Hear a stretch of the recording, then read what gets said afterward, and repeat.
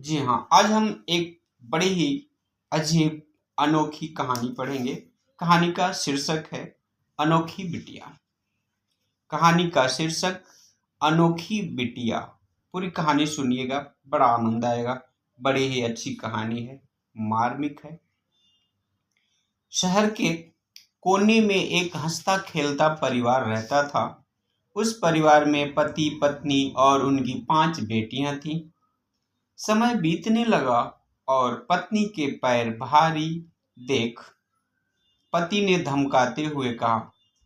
पैर भारी होना एक मुहावरा है, अर्थात उनकी जो पत्नी है गर्भवती है, उनको बच्चा होने वाला है। यह देख करके उनके पति जो है डराते हुए धमकाते हुए कह रहे हैं कि इस बार अगर बेटी हुई तो मैं उसे सड़क पर फेंक दूंगा।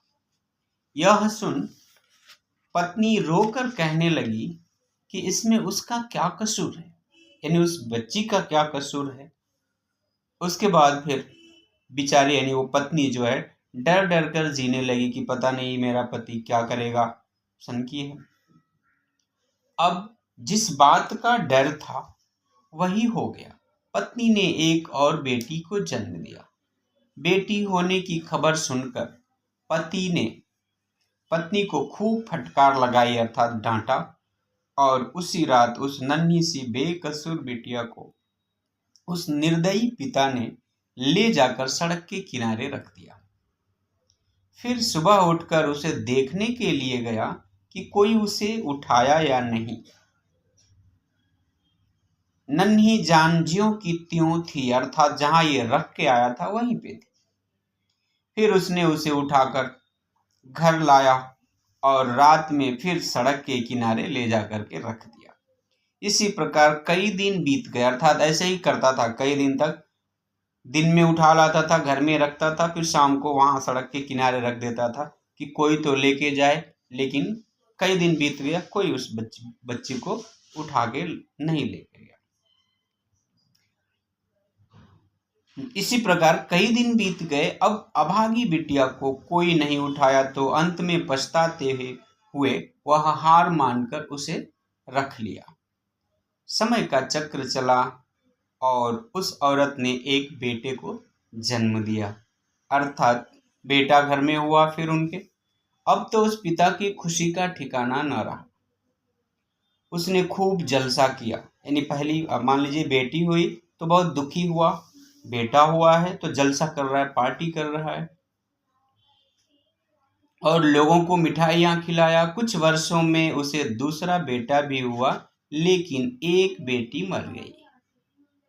इसी तरह चलता रहा और आगे भी उसको तीसरा, चौथा और 5वां बेटा जो है जन्म लिया उसके घर में। लेकिन इसी क्रम में उसकी 5 बेटियां स्वर्ग सिधार गई, यानी उसके एक के बाद एक करके 5 बेटे हुए और उसकी पहली जो 5 बेटियां थी एक एक मरती गई।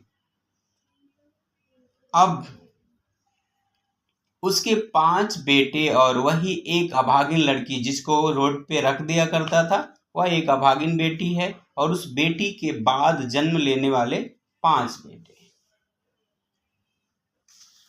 समय बीतता गया और माँ फिर अब बीमार रहने लगी।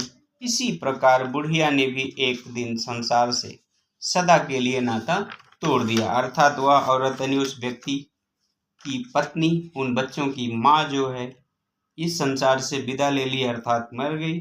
अब अकेली सबसे छोटी लेकिन बड़ी बहन, सबसे छोटी है यानी अपनी बहनों में तो छोटी थी जो अब नहीं है, और इसके जो 5 भाई हैं उन भाइयों में ये बड़ी है, तो इसलिए बड़ी बहन। 5 भाई और पिता समय गुजारने लगे। पिता का भी स्वास्थ्य खराब रहने लगा, इसलिए उसने जल्दी जल्दी 3 बेटों की शादी कर दी। बहुएं घर संभालने लगी। बूढ़े पिता की भी तबीयत फिर खराब होने लगी, खराब रहने लगी। उन्होंने एक दिन अपनी बेटी से कहा कि अब तुम भी शादी कर लो, मैं जल्दी से तुम्हारे लिए कोई अच्छा सा लड़का ढूंढ देता हूँ। यह सुन बेटी शादी करने से साफ इनकार कर दी, क्योंकि उसे अपने पिता की देखभाल करनी थी। इसलिए उसने कहा कि हम अभी शादी नहीं करेंगे। धीरे धीरे सभी लड़के पिता को छोड़कर चले गए और महीने में कभी कभार वे जो है ना खबर ले लिया करते थे, पूछ लेते थे, या कभी आए कुछ मेहमान की तरह आए घर पे और पिता को देखे फिर चले गए। चौथे और पांचवें बेटों ने भी अपनी मर्जी से शादी कर लिया। 3 का तो उन्होंने कर दिया था, चौथे और पांचवें ने अपनी मर्जी से शादी कर लिया और अपनी पत्नियों के साथ ये लोग घर छोड़ करके दूर कहीं रहने लगे। अब घर में बूढ़ा पिता और उनकी देखभाल करने वाली वही एक अकेली बेटी, जिसको ये सड़क के किनारे रख दिया करते थे। अब उन्हें अपनी गलती और गलत सोच पर पछतावा हो रहा था। इन्होंने सोचा था ना, लड़का हो तो अच्छा होगा, लड़की होने पर इन्होंने दुख मनाया। अब उसी अपनी सोच पर ये पछता रहे थे। वे बार बार घटना की जिक्र कर रो दिया करते थे, यानी उस घटना को, उस बात को याद करके अपनी बच्ची से कह करके रो दिया करते थे, क्योंकि इन्होंने उसे कई बार सड़क पर छोड़ दिया था। तो प्यारी बिटिया जब ये रो लिया करते थे, रोने लगते थे, तो उस प्यारी बिटिया ने उन्हें समझाया और चुप करा दिया करती थी।